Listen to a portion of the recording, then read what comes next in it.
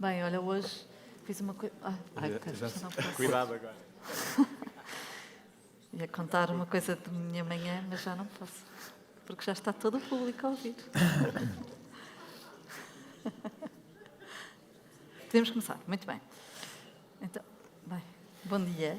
O meu nome é Filipe Oliveira, queria agradecer imenso o convite a estar a moderar esta mesa de luxo, não temos mesa, mas esta manhã de luxo com estas três pessoas que eu tanto admiro. Vou-vos falar um bocadinho de cada uma delas e também do que é que pensei quando lhes desafiei a falarmos. Queríamos tentar manter a hora, por isso cada um vai ter 10 minutos, eu vou ser assim mais rigorosa, e depois também para podermos ter algum momento de conversa. A Marta Martins, que está aqui no meio, é gestora cultural, diretora executiva da Arte em Rede, no âmbito da qual tem desempenhado o papel de funções de planeamento estratégico, gestão, programação cultural, desenho e coordenação de projetos intermunicipais e sectoriais, do âmbito europeu e nacional. Como oradora, tem participado em várias conferências e seminários na área política e de gestão cultural. Cofundadora e coordenadora da Agenda Cultural da Escola Feminista Manamiga, que aproveito para dizer que hoje é lançada no quartel às 7, portanto, quando acabarmos todos a conferência, vamos todos para o Largo, no quartel, para o lançamento deste projeto tão especial da Marta. João Romão, que está aqui à minha direita, é programador cultural, curador e encenador, fundador em 2015 e diretor artístico da Boca Biennial of Contemporary Arts, Lisboa. Projeto de programação multidisciplinar que se articula entre cidades e instituições culturais, territórios artísticos e públicos diversos. Fundador e diretor do Futurama, ecossistema cultural e artístico do Baixo Alentejo, em 2020. Que decorre entre os municípios de Beja, Serpa, Mértola, Castro Verde e Vidigueira. Desde 2016 tem vindo a comissariar e a produzir projetos artísticos nacionais e internacionais em territórios das artes performativas, artes visuais, performance e música. Concebeu o Rexform International Performance Project, em parceria com o MAT, o projeto Ecocontemporâneos, projeto que põe a literatura em espaços verdes, em parceria com a EGEAC, ou o projeto de defesa da natureza, que alia a arte e a natureza, através de plantações de árvores e programações artísticas em espaços naturais. Tem lecionado como professor convidado na Escola Superior de Teatro e Cinema e na Escola Superior de Dança. E last but not least, o Rui Catarino, presidente do Conselho de Administração do Teatro Nacional Dona Maria II, desde julho de 2022, foi vogal do Conselho de Administração desde 2016 e é assistente convidado da Escola Superior de Teatro e Cinema desde 2008, onde leciona gestão cultural. Tem mais de 20 anos de experiência no setor cultural e tem exercido funções na produção no novo grupo de teatro e de gestão no São Luís Teatro Municipal, diretor executivo, e no OPARTE, organismo de produção artística, vogal do Conselho de Administração, na Fundação de Serralves, assessor da direção, em Guimarães, 2012, Capital Europeia da Cultura, como membro da equipa da direção executiva, e na EGEAC, Empresa de Gestão e Equipamentos de Animação Cultural de Lisboa, na qual é quadro desde 2005, assessor do Conselho de Administração.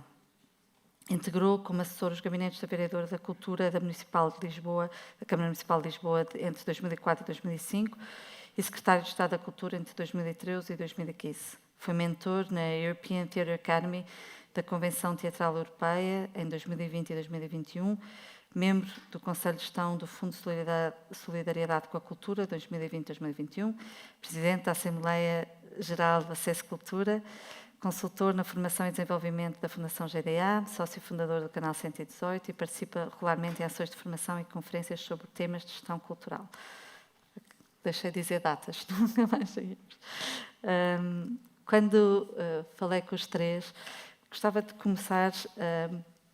Estava numa mesa ao lado, é pena que estas mesas estejam todas ao mesmo tempo e que não possamos ouvir as outras, mas o Paulo Pires do Val escreveu com outras pessoas o manifesto do Plano Nacional das Artes e que tem como uma das primeiras partes que diz que a cultura alarga a experiência humana e reconfigura os horizontes de possibilidades. E eu acho que, trabalhando no município, que o lugar do município é um lugar muito importante como eixo de articular esta abertura de horizontes de possibilidades e tornar a cultura como centro da vivência da cidade.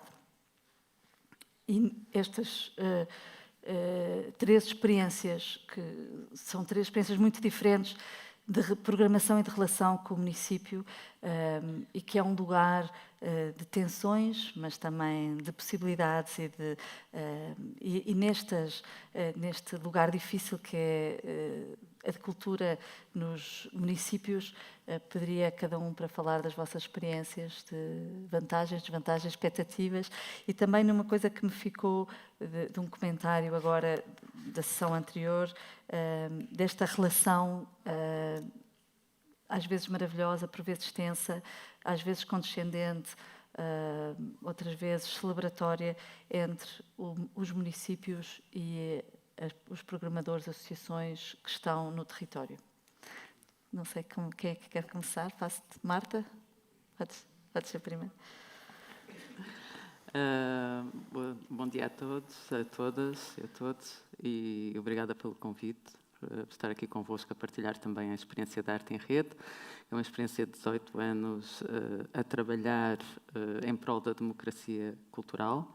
É um projeto intermunicipal que engloba 18 associados, 17 dos quais são municípios e 8 estão localizados na área metropolitana de Lisboa.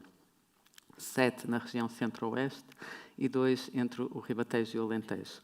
Portanto, são cidades, vilas com várias escalas, vários projetos culturais, vários projetos políticos também, níveis diferentes de promoção e investimento na cultura, mas que têm este objetivo comum e que há 18 anos que se juntam neste projeto, que tem como missão o desenvolvimento cultural dos territórios.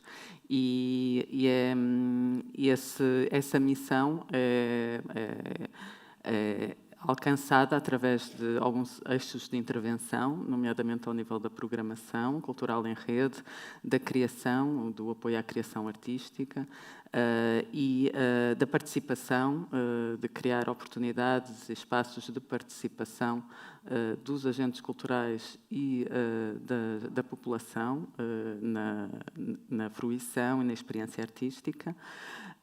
Também através da formação e da capacitação dos profissionais de cultura destes territórios, nomeadamente dos técnicos municipais que têm responsabilidades nesta área, e também no campo da política, e este é um ponto importante. A Arte em Rede é um conjunto de municípios, portanto trabalha também muito nesta dimensão das políticas, de reflexão sobre políticas públicas de cultura, e organizamos regularmente fóruns e momentos de encontro para discutir política pública de cultura e quais os desafios que enfrentam também as cidades nesta área. Eu gostaria de dizer que a nossa experiência, e é uma experiência, quando comecei a dizer que era um projeto de democracia cultural, porque é uma experiência no sentido de criar a partir do território, portanto, não neste sentido de exportar algo que acontece nos centros urbanos, mas sim dotar o território de ferramentas para que ele próprio possa criar, possa fruir e possa participar. E isto acontece, então, em diferentes níveis, mas sempre partindo das necessidades e das especificidades desse território. O nosso trabalho centra-se muito nesse diálogo, é um trabalho muito no encontro, da partilha com os agentes culturais e os profissionais de cultura que trabalham nestes locais, percebendo que projetos é que são efetivamente urgentes, que são interessantes, que são necessários desenvolver em conjunto. E a nossa experiência diz-nos que trabalhar em conjunto é efetivamente muito enriquecedor, é muito mais rico do que trabalhar sozinho, e é isso que também faz com que a Arte em Rede seja um projeto tão longo, quando projetos intermunicipais muitas vezes não têm esta duração. Aliás, há poucas experiências a este nível, com esta longevidade em Portugal, porque há um reconhecimento por parte daqueles que participam da importância de trabalhar em rede, de estar juntos num projeto em que podem encontrar soluções que sirvam a todas as partes. Apesar de todas as diferenças, e esta diversidade também é enriquecedora, como vos disse, é um projeto que tem uma diversidade muito grande, não só de escalas, mas também de territórios. Estamos a falar de um território muito extenso, que vai desde Abrantes e Pombal a norte, Sesimbra e Palmela a sul, portanto é um território com muitas diferenças, mas que neste contexto da arte em rede, e portanto neste contexto deste projeto intermunicipal, consegue encontrar pontos comuns, pontos de interesse comum e aprender em conjunto. E esta é também uma das vantagens mais apontadas por aqueles que participam na arte em rede, é a aprendizagem interpares. De facto, estarmos juntos, aprendermos juntos, desenvolvermos juntos, partilharmos ideias, experiências, recursos e também com essa partilha conseguir alavancar investimento, por exemplo, porque essa também é uma vantagem interessante de um projeto em rede, é conseguir juntos ir buscar outras fontes de financiamento que permita desenvolver projetos que dificilmente conseguiriam desenvolver sozinhos. Estamos a falar, por exemplo, de projetos europeus financiados pelo Programa Europa Criativa e que têm uma importância à escala local e têm uma importância à escala internacional, e há uma partilha também de aprendizagem que não se concentra apenas no território nacional, mas uma partilha de aprendizagem também com outras organizações, europeias. E dizer também que a importância, um dos fatores de sucesso da arte em rede, e isto quando se está a discutir um projeto de cultura em rede, parece-me importante também partilhar a nossa experiência, porque a experiência de 18 anos e nós temos dito isso muitas vezes, até agora recentemente, durante o processo de criação da rede de teatros e cineteatros, nós dissemos muitas vezes isto, que a importância das redes serem redes orgânicas e serem redes que juntem projetos, que juntem municípios, que juntem entidades que tenham realmente interesses comuns. Por vezes as redes, quando são redes mais administrativas ou institucionais, têm alguma dificuldade em avançar porque não há uma efetiva vontade de trabalhar em conjunto. Portanto, é importante criar uma rede em que haja um foco e que aqueles que nela participam tenham uns interesses comuns, claro.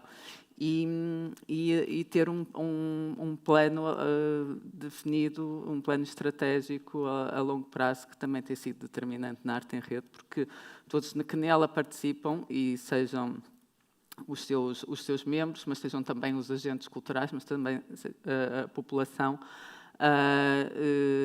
compreende qual é a estratégia da arte em rede, os seus diferentes eixos de intervenção e onde quer chegar. E aí há várias portas de entrada para estes diferentes stakeholders, para estes diferentes participantes no que é o projeto de arte em rede, e também, é claro, para aqueles que com ela se comprometem, aquilo que podem obter.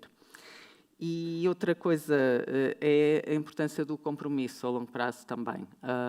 Compromisso dos municípios na arte em rede é um compromisso a longo prazo, é um compromisso enquanto associados de um projeto associativo, é uma associação cujos membros são os municípios, e isso reflete-se também na sua longevidade. Portanto, os sócios da arte em rede são aqueles que a definem, são aqueles que a constroem permanentemente em vários encontros e em vários momentos de decisão, de programação, de reflexão.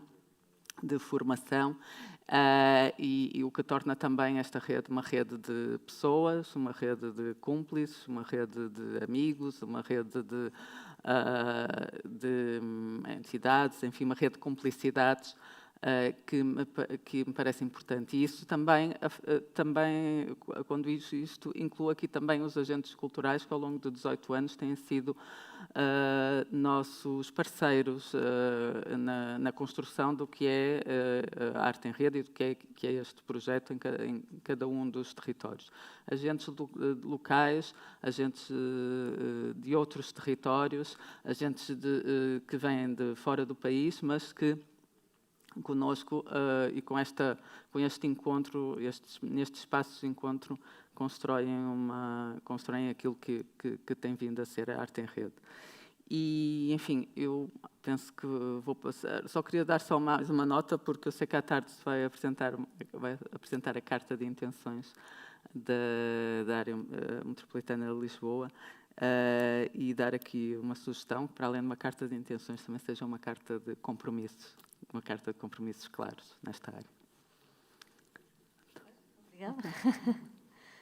Rui, avanças?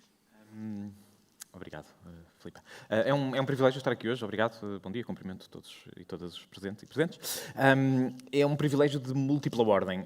E se calhar mais do que falar sobre aquilo que o Teatro Nacional Dona Maria II tem feito neste tema da rede e da programação em rede e daquele projeto em que estamos neste momento envolvidos, com atividades a acontecer por todo o território nacional, em 93 municípios, e, portanto, uma relação muito e cada vez mais próxima com esses municípios, que são 30% dos municípios do país. Interessa mais do que aquilo que estamos a fazer, aquilo que temos estado a aprender. E eu falava de privilégio, e aquilo que eu sinto que o Teatro Nacional Dona Maria II tem aprendido com este projeto da Odisseia Nacional é o reconhecimento muito claro da situação de privilégio em que, enquanto instituição, enquanto profissionais de cultura numa instituição, nós estamos. Enquanto trabalhador do Teatro Nacional Dona Maria II, enquanto cidadão, enquanto agente cultural, esta experiência é extraordinariamente reveladora. E o Teatro Nacional, que desde sempre está na gênese do teatro, está nos 48 anos que trabalhou em ditadura com a Companhia Amélia Rei Colasso, a circulação tem sido um elemento transversal daquilo que é o trabalho do teatro. Nos últimos 7 anos temos empreendido uma circulação mais intensa através das produções e coproduções que realizamos, através da rede Unisageas, por exemplo, mas de muitas outras formas, e agora com uma intensidade absolutamente inédita. Esta Odisseia Nacional permite-nos o privilégio de fazer um mapeamento de um território que achávamos que conhecíamos, mas que não conhecemos. Permite-nos ser observadores privilegiados do heroísmo cultural que vemos todos os dias a acontecer fora, não só, mas principalmente fora do eixo Lisboa-Porto, aquele que tem acesso a mais recursos, aquele que tem mais população, aquele que pode dar como adquirido o facto de haver transportes públicos, por exemplo, coisa que no interior do país, e o interior é um conceito, se calhar um bocadinho já em desuso, mas que ainda ajuda a qualificar uma grande parte do nosso território. É interior do país, 50 quilómetros longe da costa. 80% do território nacional é território de baixa densidade, que é um critério que não tem existência legal, mas que ajuda, um conceito que não tem existência legal, mas que ajuda um conjunto de critérios a desenvolver. 80% deste território vive como nós, imagino que a maior parte de nós que aqui estamos, da área metropolitana de Lisboa, do litoral mais urbanizado, de uma paisagem muito diferente daquela que se encontra de 30, 40, 50 quilómetros para dentro da costa. Paisagem, não digo só a natural, obviamente, paisagem humana, paisagem cultural também. Eu sinto isto. Eu sou de Braga, achava que conhecia mais ou menos o território nacional e o território cultural e levei um estalo na cara e não conheço. E agora começo a conhecer um bocadinho mais na relação com este heroísmo cultural de que eu falava, que os municípios, os agentes culturais, as pessoas que dedicam a sua vida à cultura, às vezes de uma forma muitíssimo mais e muito para lá do que é a sua mera atividade profissional, desempenham todos os dias neste país. E isso necessita ser conhecido, não é? E, portanto, sermos observadores privilegiados e participantes também, porque este projeto Odisseia Nacional não é um projeto de digressão de produções que são feitas em Lisboa e que depois, ou que estreiam em Lisboa Lisboa e que depois vão pelo país.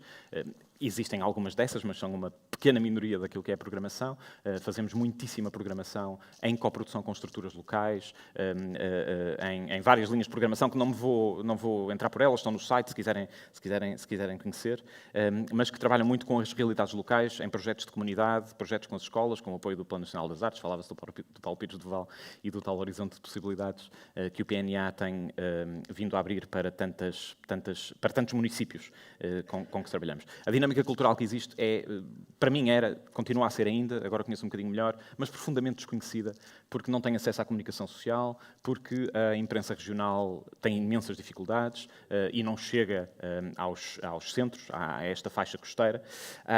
E, portanto, este trabalho que tentamos fazer em rede, numa perspectiva que nunca foi a nossa, desde a rede Unissageas e outras coisas que fazemos, que é o do Toca e Foge, o de fazer um projeto, apresentar um espetáculo, depois vir embora, e as pessoas aplaudiram e ficamos todos muito satisfeitos, é o de tentar criar sementes para que a Odisseia Nacional, parecem objetivos assim um bocadinho ambiciosos e pedantes, se calhar, dizer que a Odisseia Nacional vai mudar o território. Não acho que vai mudar o território por aí além, mas vai mudar com certeza muitíssimo o Teatro Nacional da Ana Maria II, porque não é possível, depois de o último ano de programação normal que tivemos, que foi em 2019, não é? Programação normal essa que, como digo, já tinha circulação, já tentávamos fazer um bocadinho esse mapeamento do que acontece no resto do país, mas 2021, pandemia, 22 um bocadinho também, agora encerrados para obras, reabriremos no final de 2024 e, portanto, não podemos voltar 5 anos depois de fazer uma Odisseia Nacional e de reconhecermos humildemente o quanto nós, enquanto Teatro Nacional, não éramos um Teatro Nacional e desconhecíamos a realidade do território. Não podemos voltar em 2024 e ser business as usual e voltar a 2019 obviamente, a qualidade daquilo que apresentamos, a excelência artística, são, obviamente, desígnios até estatutários do que o Teatro Nacional tem que fazer e deve fazer, e está plasmado num decreto-lei, mas tem que ser muito mais do que isso, e tem que ser verdadeiramente contribuir para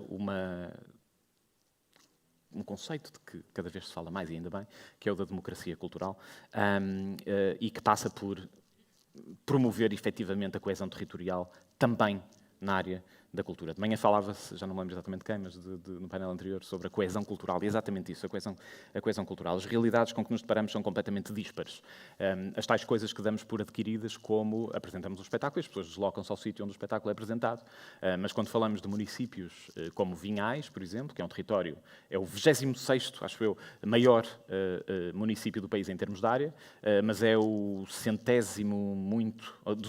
do 107º, acho eu, município em termos de população, que perdeu 30% de população nos últimos 20 anos. Com esses 30% de população que perdeu 11 milhões de euros de orçamento municipal e, portanto, o investimento na cultura torna-se mais difícil e, portanto, um círculo vicioso de falta de atratividade do território, incapacidade de fixar as pessoas. Os maiores empregadores são, obviamente, as entidades públicas, câmaras municipais, juntas de freguesia, etc., em que, com as 109 aldeias que existem naquele território imenso, ao fim de semana não há transportes públicos, à semana só há transportes públicos porque a Câmara tem que subsidiar fortemente uma empresa de transportes e, portanto, apresentar um espetáculo e as pessoas irem ver um espetáculo é uma questão radicalmente diferente de qualquer espetáculo que se apresente, julgo eu, e também não conheço assim tão bem o território, mas na área metropolitana de Lisboa, em que existem bastantes mais transportes públicos do que em áreas como Vinhais. Vinhais não é exceção, é a regra. 80% do país vive é território de baixa densidade. Estas realidades das coisas que damos por adquiridas têm que ser alteradas, não é? E, portanto, temos que criar mecanismos que permitam combater esta absoluta, gritante e inadmissível desigualdade de acesso e participação que alguém tem pelo mero facto de ter tido a sorte ou o azar de nascer em 80% do território, de se ver com um conjunto de dificuldades que nós, os privilegiados do centro, não temos. Eu acho que tem que existir um reforço.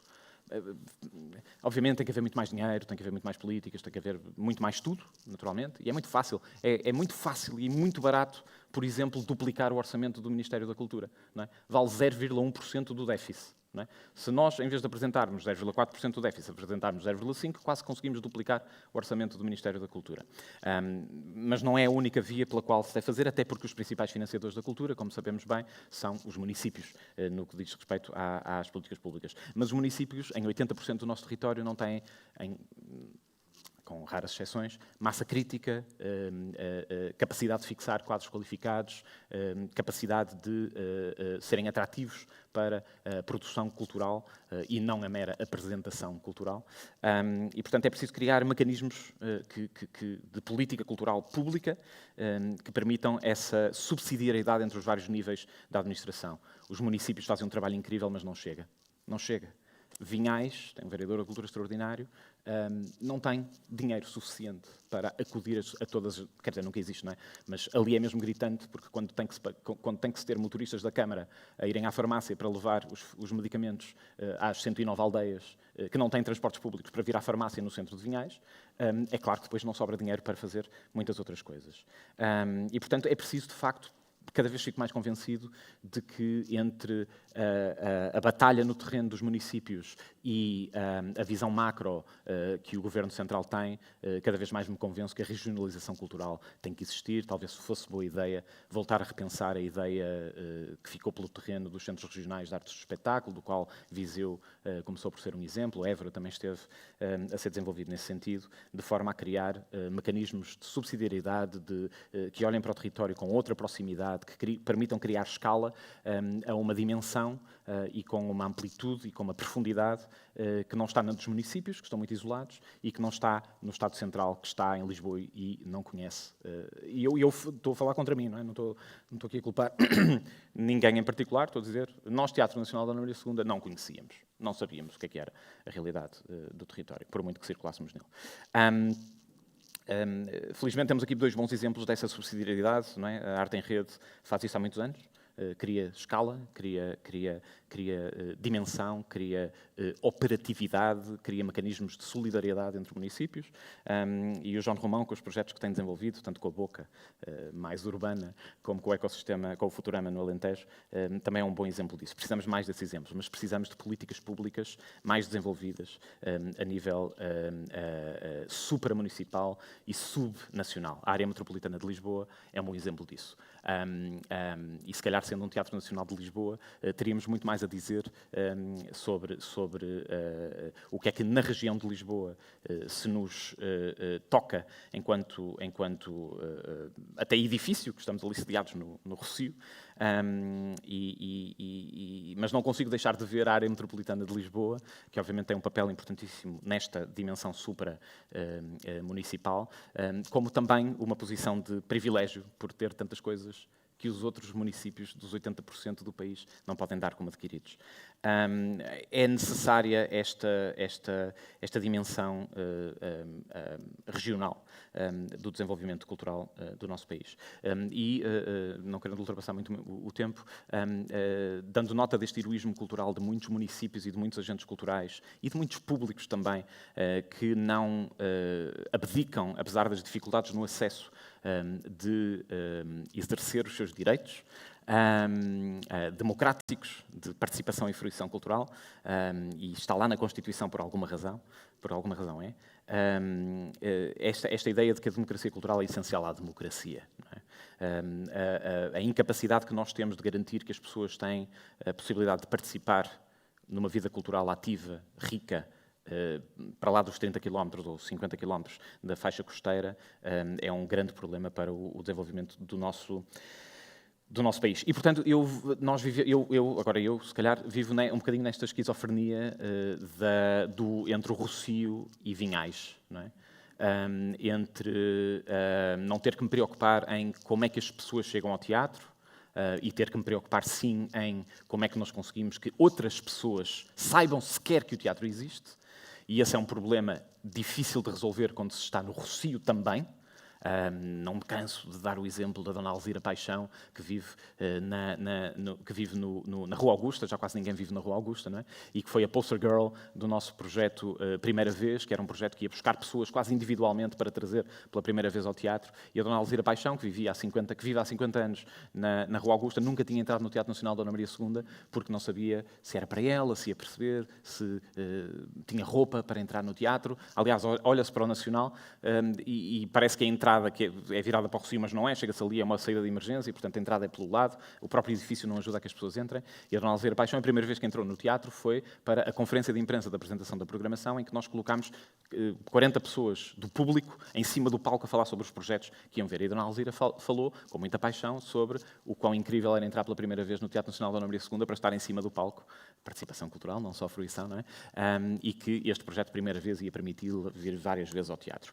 Isso é um problema que, obviamente, as instituições culturais, todas elas, se debatem com isso, como garantem que o acesso é o mais democrático possível e, portanto, a democratização ainda não está garantida, quanto mais a democracia, não é?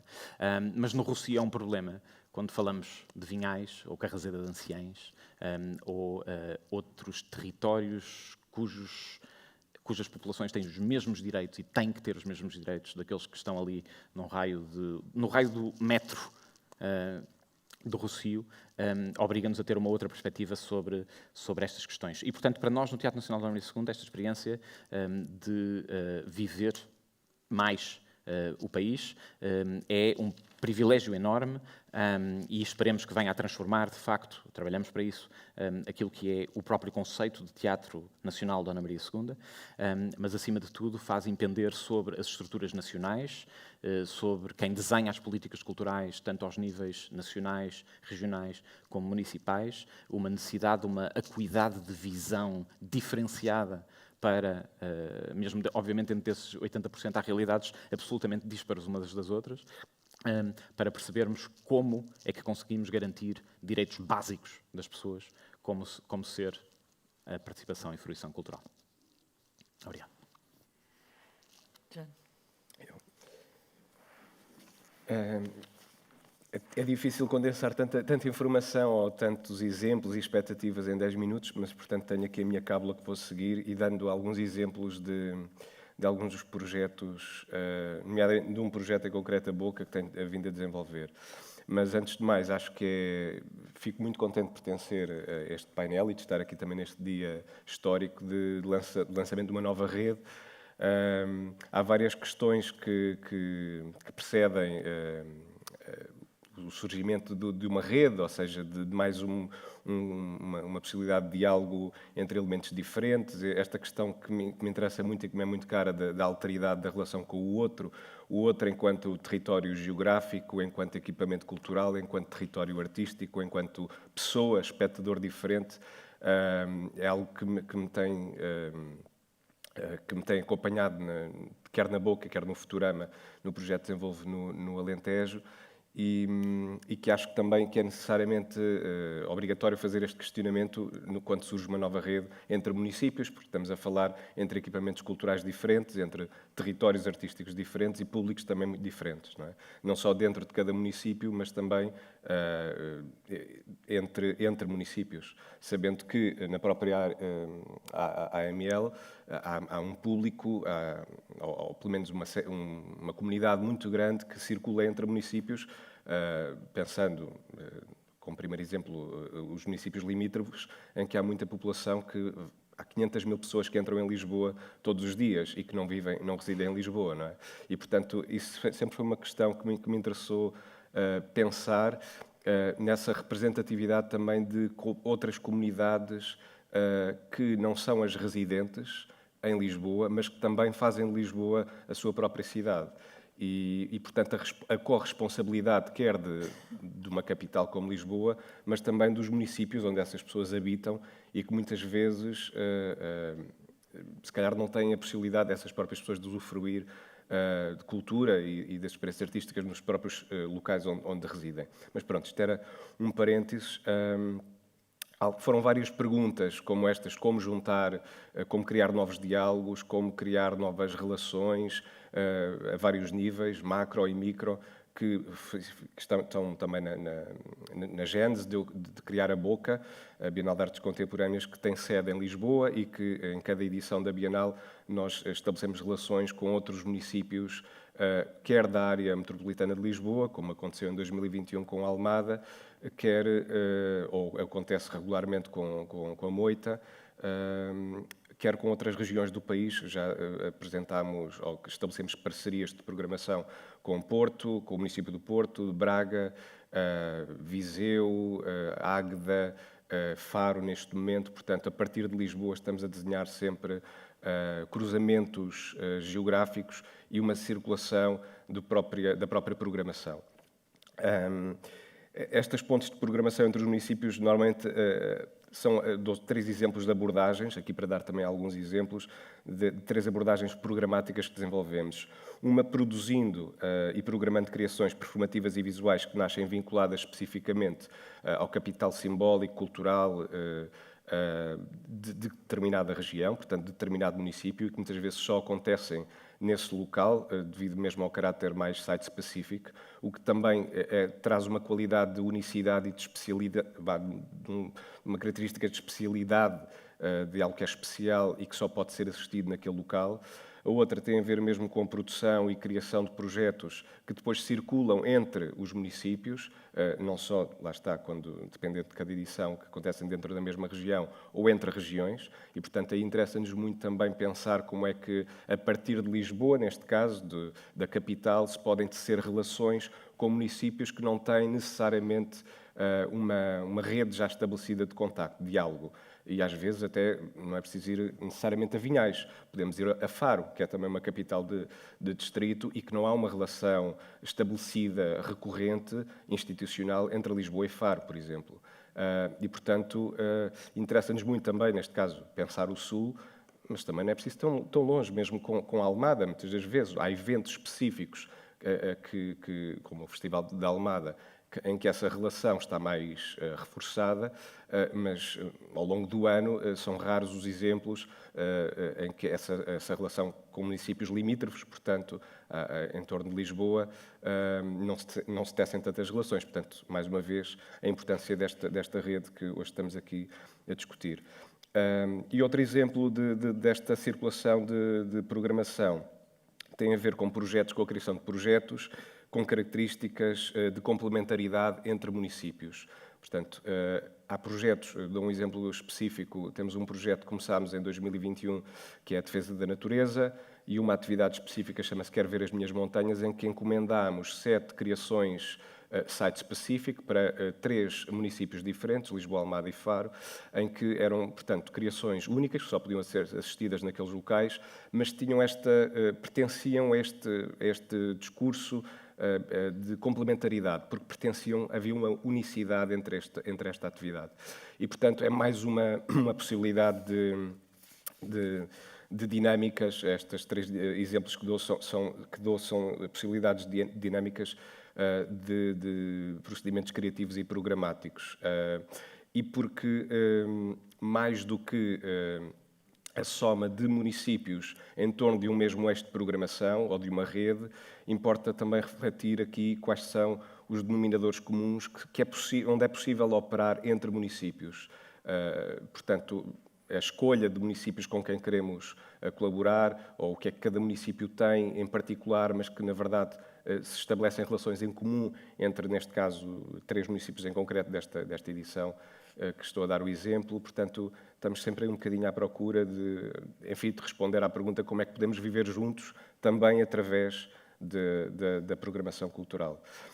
E uma pergunta que me levou à criação da Boca, mas também do Futurama, e que acho que é uma pergunta que vamos continuar a fazer-nos, é como é que podemos juntar públicos diferentes, especializados e não especializados,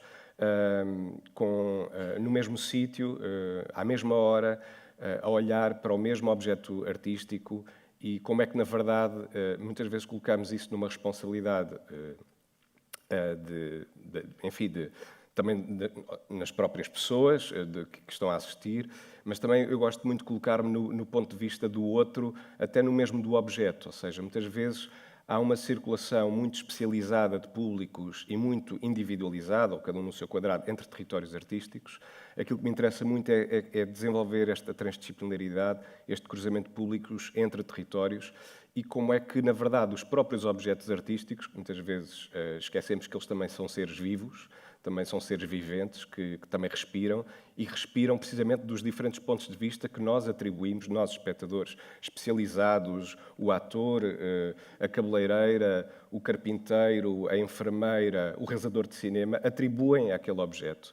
E, portanto, quando falamos de artes contemporâneas, é muito importante pensarmos que elas são, realmente têm essa capacidade congregadora de diferença, não é? E, portanto, estas dimensões que temos posto em prática através de diferentes cruzamentos. Dou alguns exemplos. No caso da Boca, nós desenvolvemos uma rede intramunicipal, portanto, dentro de cada município, no caso de Lisboa, são cerca de 20 espaços culturais entre institucionais, espaços privados e públicos diferentes, 20 em Lisboa e cerca de 10 em cada município. Portanto, pensamos numa edição da Bienal, temos cerca de 30 a 40, no caso de haver 3 municípios dentro de cada edição, a trabalharem entre si, a partilharem uma programação e, portanto, necessariamente a desenhar uma cartografia dentro de cada território. Portanto, isto também acho que é um caráter distintivo da Boca, o facto de nós não estamos a pontuar em um equipamento apenas de cada município aquilo que é uma rede, mas pensar a rede intramunicipalmente também. Ela tem que estar estabelecida dentro de cada município. Porque não precisamente também acabam... Há redes, e isso é uma questão que me leva também a pensar, muitas redes são sempre como uma fotografia, muitas vezes há esta sensação de que excluem ao mesmo tempo, não é? Uma rede une e ao mesmo tempo exclui. Como uma fotografia que acaba por ter sempre um caráter parcial da realidade ou da construção daquela ficção. E, portanto, para mim é muito importante também deixar aqui esta nota de que há um trabalho a fazer não só entre municípios, mas também dentro de cada município, quer ao nível dos equipamentos culturais, quer ao nível de uma certa transsetorialidade que eu acho que também que é fundamental pensarmos hoje. Dou aqui também alguns exemplos no caso da cultura, e hoje é exemplo disso, há outros painéis a decorrer ao mesmo tempo, entre a cultura e educação, cultura turismo, a cultura património, e acho que no caso de cultura e arte, as artes têm uma capacidade de ligação ou de contacto com o outro, uma alteridade que é muito... que pode ser considerado como um fator de discriminação positiva. Facilmente as artes se relacionam com outras áreas, outros setores, e às vezes, ao contrário, não é sempre assim tão evidente. Nós temos feito isso com alguns municípios.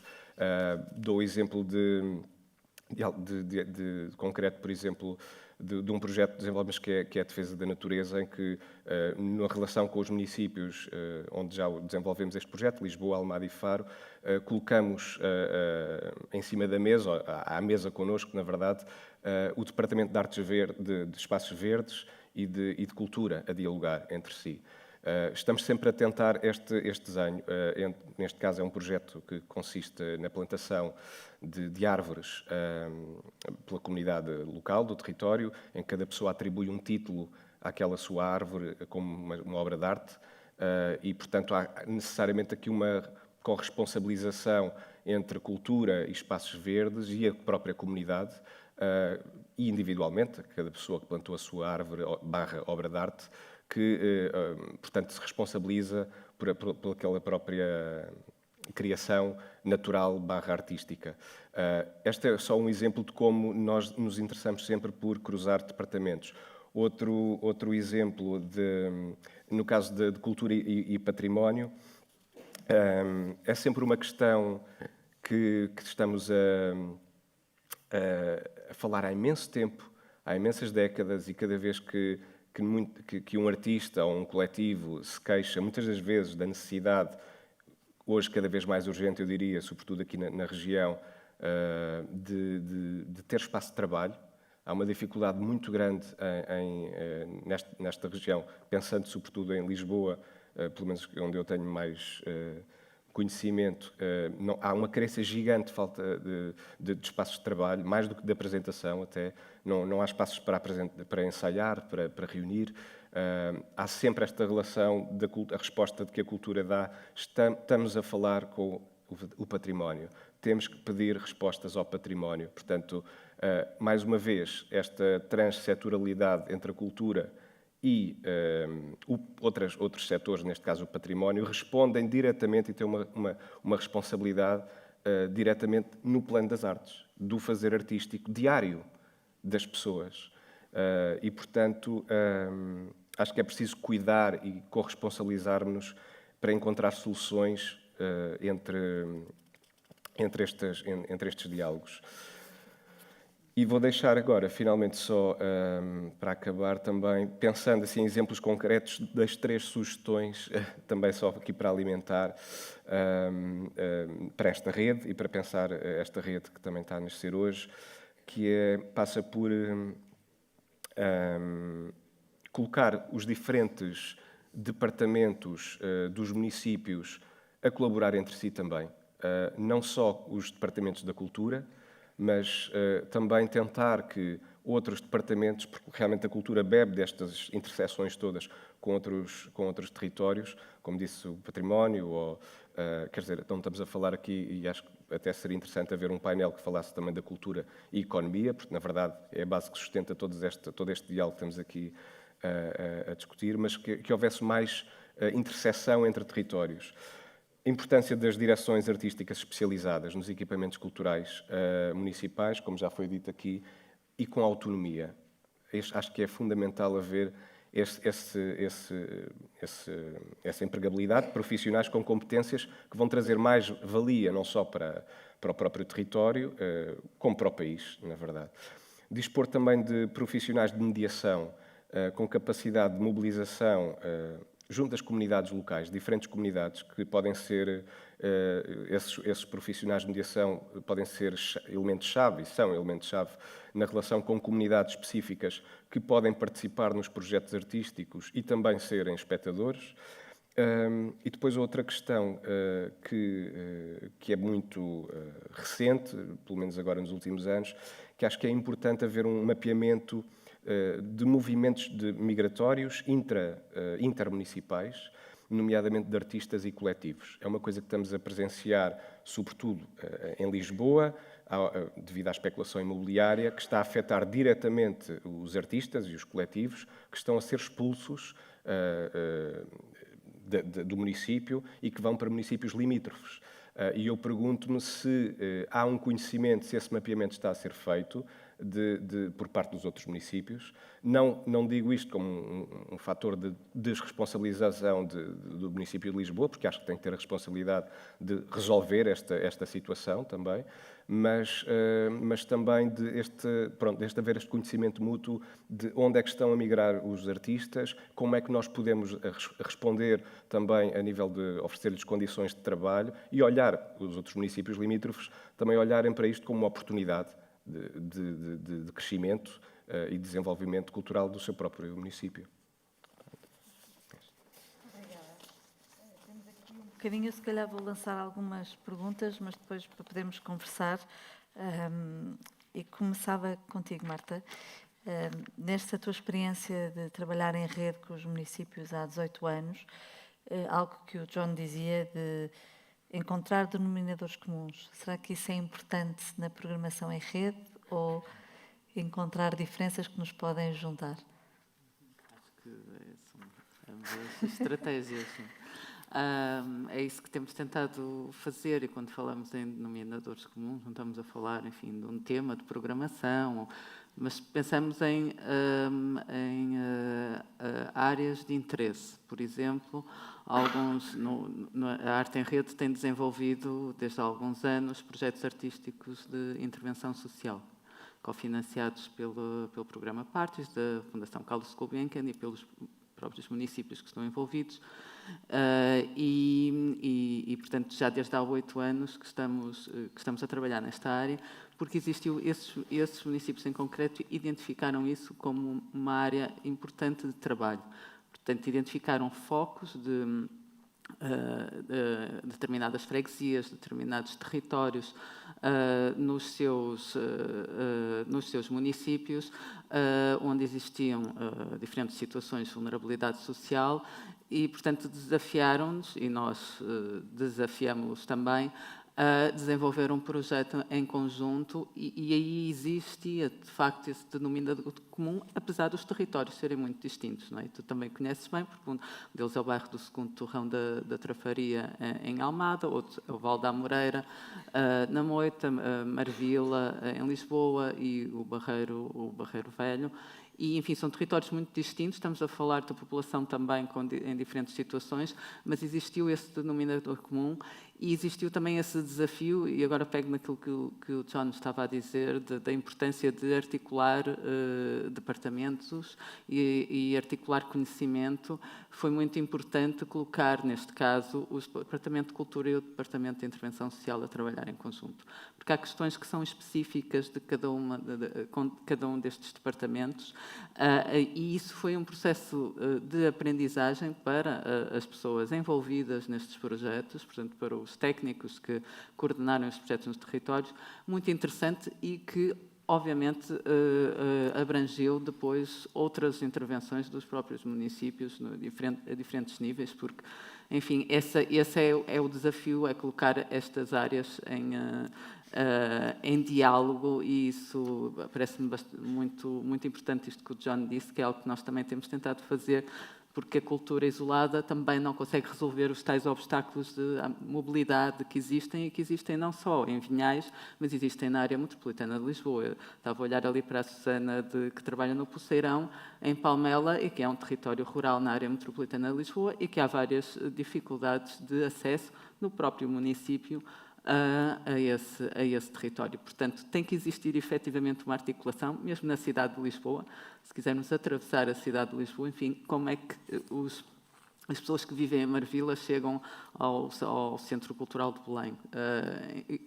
Que tipo de transportes é que existem para isso? Portanto, tem que existir uma política de articulação que consiga ultrapassar esses obstáculos de acesso das pessoas à fruição e à experiência cultural, e que só pode ser visto de uma forma integrada.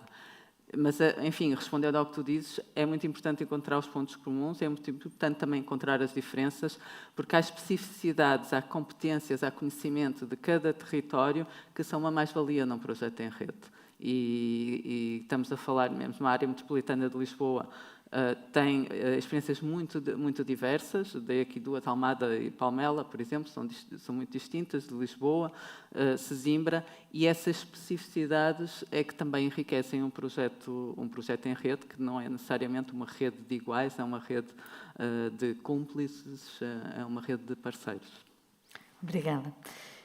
Rui, uma pergunta sobre desigualdade de acesso, que tu falavas, também sinto uma pressão cada vez maior nas instituições culturais de resolverem todos os problemas, né, de diversidade de acesso, mas diversidade de minorias, de economia, de sociais, portanto, uma série de questões que, de repente, as instituições tornam estes lugares de civilidade, não é? Como é que um teatro nacional no Recio pode ser o lugar de pensar estas desigualdades de acesso, este lugar de... Eu lembro-me nas colunas do teatro nós põemos uns painéis, e numa altura tínhamos umas frases, e havia uma que foi o Tiago Rodrigues que desenhou, que dizia da freguesia à galáxia. Uma instituição cultural tem que refletir a sua comunidade e, portanto, não tem como não ser responsável pelas questões de acesso, diversidade de transporte, de desigualdades múltiplas, de representatividade. E é claro que não podemos fazer impender sobre uma instituição cultural ou sobre as instituições culturais a resolução desses problemas todos.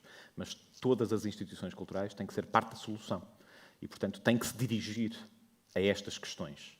Obviamente que a escala à qual conseguem dirigir-se, ou a escala na qual se conseguem dirigir estes problemas é muito, muito diversa.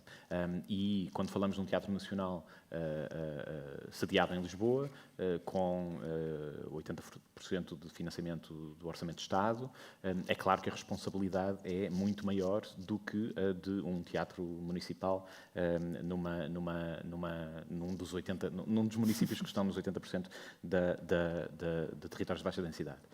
No entanto, têm as mesmas responsabilidades. Não é? A ideia de que as instituições culturais podem estar aliadas dos problemas do dia-a-dia das pessoas é muito antiquada, na minha opinião, e deve ser combatida fortemente. A ideia de que as instituições culturais não são instituições políticas é profundamente errada. As instituições culturais têm um papel político a desempenhar na sociedade. Essa ideia de que tu falavas de lugares de civilidade, que muitas vezes são muito mal interpretados como uma certa sobranceria cultural, não é? Mas que é isso mesmo, não é? Devem ser repositórios das diferenças que existem na sua comunidade e devem representar essas diferenças. E, portanto, a assunção plena do papel político de todas as instituições culturais, acho que é um caminho que deve ser percorrido de forma a que aquilo que se produza seja são tudo pescadinhas de rabo na boca, não é? Uma maior identificação das comunidades com as suas instituições e, portanto, um maior sentimento de... Bom, em primeiro lugar, de saber que elas existem, não é? E depois um sentimento de pertença. Não há como estimular o sentimento de pertença dos públicos em relação às instituições culturais, se os públicos não se sentirem refletidos nas suas instituições culturais. E, portanto, todos estes problemas da dificuldade de habitação nos centros das cidades, das desigualdades sociais, das desigualdades de rendimento, de tudo aquilo que lemos nos jornais, são terreno de ação, devem ser terreno de ação das instituições culturais, obviamente não lhes fazendo impender a responsabilidade última por resolver todos esses problemas. Obrigada. Estou muito de acordo com tudo o que disseste. E tu, John, adoro o Departamento de Artes Verdes. Acho que vamos falar isso na Câmara.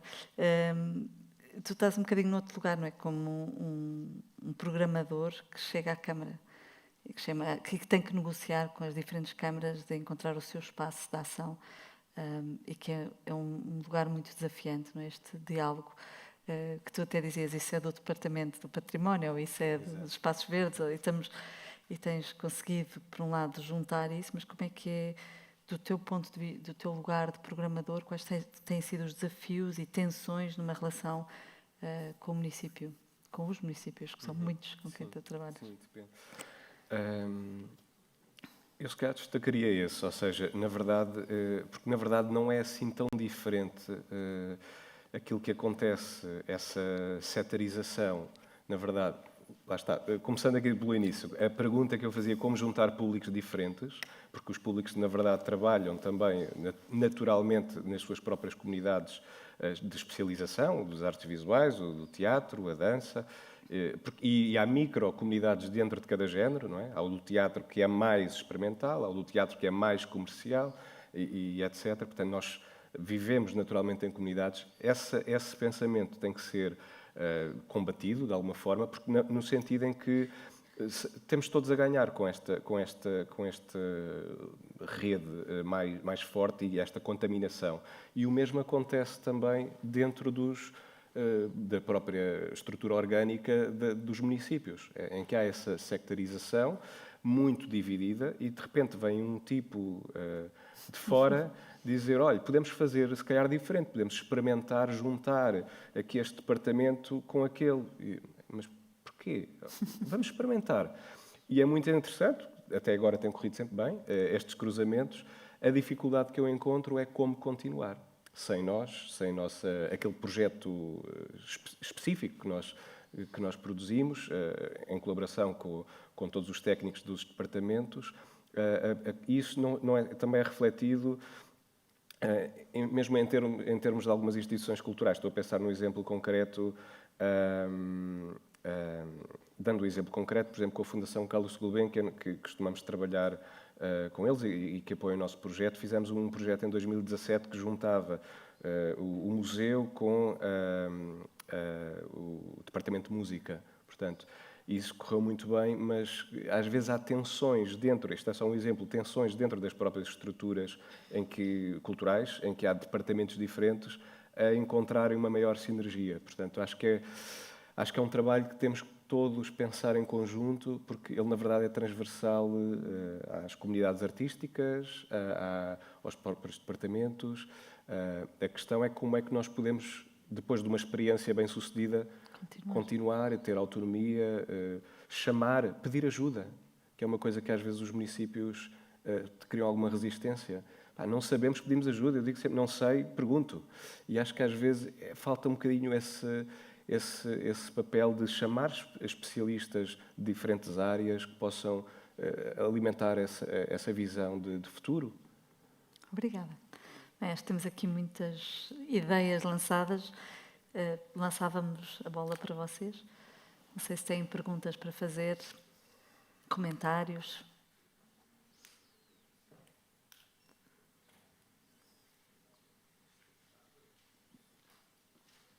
Então, muito bom dia a todos. O meu nome é Nikolai Lalov e sou eu responsável pela Orquestra da Câmara de Cascais e Oeiras, que foi criada e no próximo ano vamos fazer 25 anos. Esta orquestra é um exemplo daquilo que pode-se fazer em rede, porque realmente quando eu comecei este projeto, que era uma ideia maluca um pouco, e conseguimos juntar duas câmaras, de Cascais e de Oeiras, que até agora, mesmo com mudanças políticas, continuam a apoiar a orquestra e muito bem. Também estamos apoiados pela DG Artes desde 2000. E, neste sentido, só posso agradecer aos apoios que temos e, obviamente, que isso também se deve ao nosso trabalho, porque, realmente, quando começamos a orquestra, os primeiros concertos no teatro em Cascais, me lembro muito bem que nós apostávamos com os músicos se íamos ser mais do público ou menos do público no palco. Porque, realmente, tínhamos 5, 6, 7 ou 10 pessoas na plateia e a orquestra estava com 14 na altura. Agora, neste momento, é uma orquestra clássica, praticamente. Aquilo que me orgulha muito é que conseguimos, passo a passo, de criar postos de trabalho. Aquilo que eu acho que é muito importante na área da música, ainda por cima, na arte, em princípio, ainda por cima com as novas regras do Estatuto do Trabalhador na área da música e da arte. Agora tenho aqui perguntas a dizer e vou também diretamente para aquela questão de arte em rede, aqueles teatros em rede. Nós, numa reunião com o DG Artes há um ano atrás, foi provocado de alguma forma para nós entrarmos e sair um bocadinho daqui da zona de Cascais e de Oeiras e ir para as outras áreas.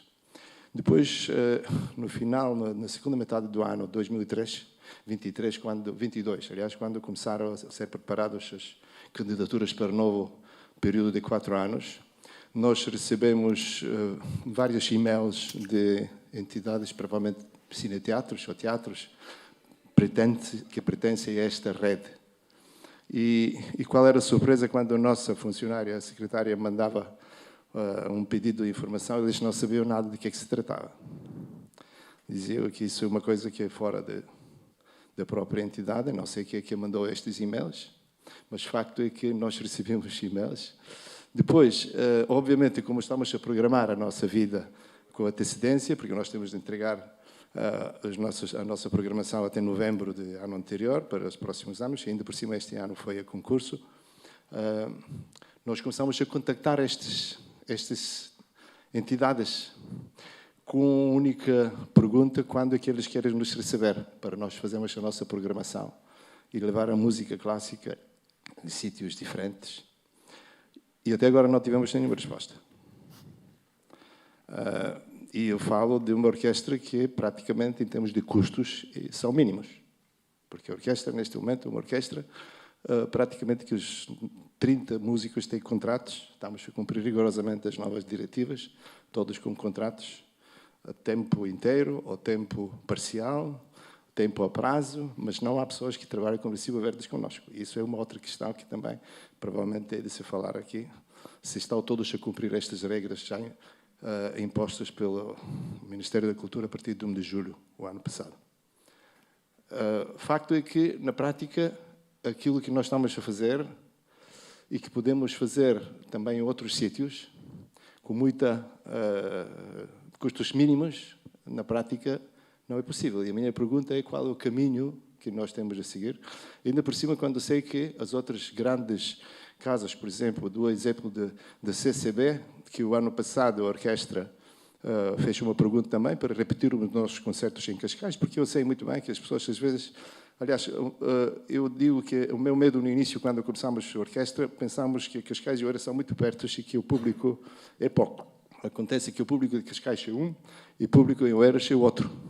E estamos em Oeiras sempre com casa cheia, porque a sala é mais pequena aqui no Rio de Carvalho. E Cascais também quase cheia. Antes da pandemia, aquela sala que temos, que são 700 lugares, estava sempre cheia. Agora está pouco a pouco a voltar e estamos quase a chegar lá. Mas estava a dizer eu que quando mandamos uma proposta para repetir o concerto em Lisboa, em CCB, recebemos a resposta do programador lá da CCB, que infelizmente está ocupado tudo 2023 e para fazermos para 24. E nós fizemos isso. Só que agora recebemos também um seco e-mail, também muito curto, a dizer que toda a programação está feita. E a minha secretária, a nossa secretária também ficou um bocadinho aborrecida e disse: vou mandar uma pergunta para 2025 e 2026, uma vez que nós estamos apoiados nos próximos 4 anos, para ver quando é que a CCB abre a porta para uma orquestra que não é de Lisboa, é de Cascais e de Oeiras. E a mesma pergunta faço também aqui à senhora que representa, neste caso, a Arte em Rede, né? Quando e que tipo de resposta nós temos de obter para levar a música já preparada, com qualidade, porque aqueles que estão aqui presentes convido para ir assistir a um concerto nosso, para ver a qualidade dos nossos músicos, para realmente conseguirmos fazer os primeiros passos. Porque quando, durante 3 anos, fizemos experiência em Amadora, fizemos concertos lá em Amadora com custos mínimos, só de transporte dos músicos até lá, até nem pedimos a jantar. Nós fizemos 3 concertos e o público começou a aumentar. Mas depois, por uma ou outra decisão política, eles disseram que iam entrar em obras e esta experiência acabou. Por isso, fico aqui esta pergunta: qual é o caminho que podemos ver para aquilo que se faz muito bem aqui em Cascais e em Oeiras, que, de alguma forma, mostra, porque é esta orquestra, e digo isso também com toda a clareza, é uma orquestra que muita gente, na altura, pensava que eu sou maluco com um sonho aqui para criar uma orquestra, mas que esta orquestra ultrapassou, em termos de atividades, mais de 6 espetáculos por ano, entre todas as atividades, e depois está, agora, neste momento, a pé de igualdade com orquestras regionais que são criadas pelo Estado, e não uma iniciativa privada de meia dúzia de associados que decidiram, no momento, criar uma orquestra. Pronto, era a minha pergunta. Acho que é para ti, Marta. Obrigada pela pergunta. Na verdade, dou-lhe já um conselho. A Arte em Rede está, neste momento, com uma convocatória aberta para artistas, companhias profissionais poderem apresentar os seus projetos para fazerem parte da programação da Arte em Rede. Mas vou explicar também um pouco como é que isto se processa, porque nós recebemos muitas propostas anualmente e essas propostas são depois avaliadas por uma comissão de programação que é composta por elementos da equipa da Arte em Rede e por alguns programadores dos municípios associados. E, portanto, é uma comissão que vai mudando de ano para ano, são diferentes programadores que a compõem. E, portanto, existe depois uma avaliação dessas propostas e são escolhidas algumas. Enfim, estamos a falar de um universo, nos últimos anos, de cerca de 400, 500 propostas que são reduzidas a cerca de 150, que sim são propostas a todos os programadores da rede e que aí podem selecionar aquelas que vão programar a partir da Arte em Rede, portanto, no contexto da Arte em Rede. Cada município, dependendo também daquilo que investe na Arte em Rede, tem um determinado orçamento para programar e, portanto, vai fazendo as suas escolhas também de acordo com as suas próprias estratégias de programação. E isto é importante que fique claro. quem define a programação de cada teatro, de cada município, são os seus programadores e, portanto, tem o seu projeto de programação, a sua estratégia de programação e vem buscar a arte em rede, aquilo que encaixa também nesse seu projeto.